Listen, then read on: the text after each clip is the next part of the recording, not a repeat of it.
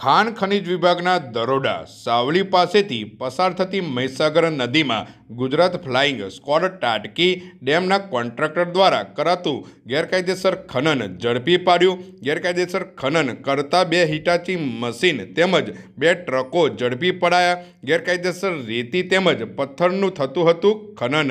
ખૂબ જ મોટી માત્રામાં રેતી પથ્થરો તેમજ કપચીનો કરાયો છે સંગ્રહ। ખાણ ખનીજ વિભાગની કાર્યવાહીથી ખનીજ માફિયાઓમાં ફફડાટ। જપ્ત કરાયેલ વાહનો તેમજ મશીનરી ખાનગી માલિકની જગ્યામાં સીઝ કરાઈ। ખાનગી માલિકની જગ્યામાં સીઝ કરાતા અનેક તર્ક વિતર્ક સર્જાયા।